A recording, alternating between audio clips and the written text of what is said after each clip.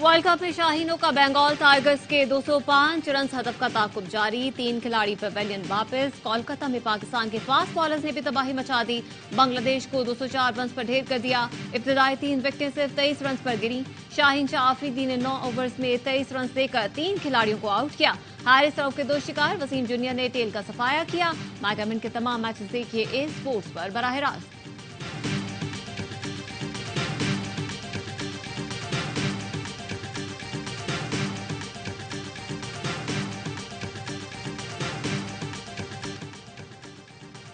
गैर कानूनी तौर पर मुकीम गैर मुल्की पाकिस्तान छोड़ दें। डेडलाइन का आखिरी दिन, कल से गिरफ्तारियां होंगी। निगरान वज़ीर दाखिला सिंध हारिस नवाज कहते हैं गैर कानूनी तौर पर मुकीम अफराद को पनाह देने वालों के खिलाफ भी कार्रवाई होगी।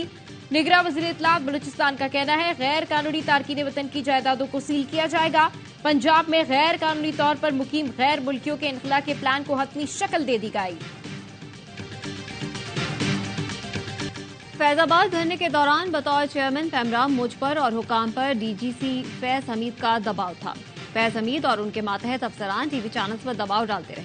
साबिक चेयरमैन पैमरा अबसार आलम ने सुप्रीम कोर्ट में बयान हल्फी के साथ जवाब जमा करवा दिया। कहा फैजाबाद धरने में पैमरा कानून की खिलाफवर्जी पर एक निजी चैनल बंद किया। फैज हमीद ने दीगर चैनल्स को भी बंद करने का कहा। 25 नवंबर 2017 को मरियम औरंगजेब ने तमाम टीवी चैनल्स पर पाबंदी का कहा। फैजाबाद धरने के दौरान तमाम टीवी चैनल्स बंद कर दिए थे। चैनल बंदिश की हिदायत वजीर आजम शाहिद खाकान ने दी।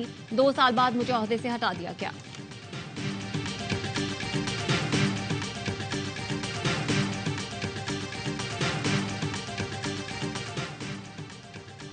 और सानिया एपीएस पर मिलिट्री कोर्ट से सब मुजरिमों को सजाए मौत दी। सानिया एपीएस पर एक शख्स को फांसी नहीं हुई क्योंकि वो सिविल अदालत गया। फैसल पावजा कहते हैं 23 अक्टूबर को मिलिट्री कोर्ट्स को मुअत्तल कर दिया गया। दुश्मनों को छूट दे दी गई। छोटे मुल्क में ऐसे काम नहीं होते जैसे अब यहाँ हो रहे हैं। क्या फौजी तंसीबात पर हमला करने वालों को छूट दे दी जाएगी? पाक फौज ही एक इदारा है जो महफूज है, इस पर भी सवाल उठाए जा रहे हैं। साबिक चीफ सेलेक्टर इंजमामुल हक पर मफादात के टकराव का इल्जाम। पीसीबी की 5 रुकनी तहकीकाती कमेटी ने काम शुरू कर दिया। जराये का कहना है पीसीबी जल्द तहकीकात मुकम्मल करने का ख्वाहिशमंद है। कमेटी की जानिब से 1 हफ्ते में तहकीकात मुकम्मल करने का इम्कान। कमेटी अपनी रिपोर्ट और सिफारिशात चेयरमैन ज़का अशरफ को जमा कराएगी। इंजमामुल हक का एक कंपनी के साथ शेयर होल्डर होने का मामला सामने आया था। इंजमामुल हक कमेटी की तश्कील से पहले ही चीफ सेलेक्टर के ओहदे से मुस्ताफी हो गए थे।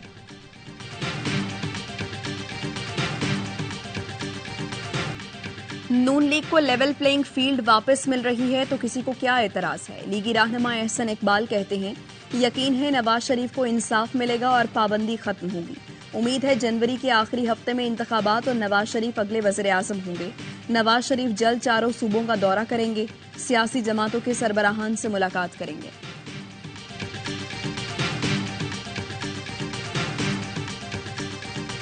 नौमई वाकयात पर जेआईटी की तहकीकात जारी। असद उमर को कल 4 बजे जेआईटी में तलब कर लिया गया।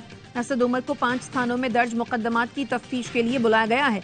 जलाओ घेराव के मुकदमात में अदालत ने असद उमर और चेयरमैन पीटीआई की बहनों को शामिल तफ्तीश होने का हुक्म दिया था। असद उमर, उज़मा और अलीमा खान की अबूरी जमानत में 22 नवंबर तक तौसी। असद उमर कहते हैं मुझे पहले भी इस्तेहकाम पाकिस्तान पार्टी में शमूलियत की दावत दी गई थी। इनकी सियासत है, उन्हें बेस्ट ऑफ लक।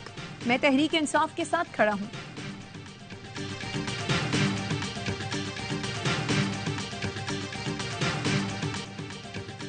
गजा का किला इजराइल से फतह न हो सका। गजा में दाखिल होने वाले इजरायली टैंक इबरत का निशान बन गए। हमास ने दूसरा जमीनी हमला भी पसपा कर दिया। छुपने दिया गन्ना भागने दिया। हमास ने एक बिल्डिंग में छुपे इजरायली फौजियों को ठिकाने लगाने का भी दावा किया। जमीनी हमले पसपा हुए तो इजराइल ने दोबारा आसमान से आग बरसाना शुरू कर दी। फजाई हमलों में अस्पतालों को निशाना बना डाला। WHO ने तिबी सहूलतों के शदीद बहरान का अंदेशा जाहिर किया है। गजा में शहीद होने वाले फलस्तीनियों की तादाद 8,500 से जायद हो गई। आलमी दबाव के बावजूद इजरायली वज़ीर आज़म ने फलस्तीनियों का कत्लेआम रोकने का मुतालबा मुस्तरद कर दिया।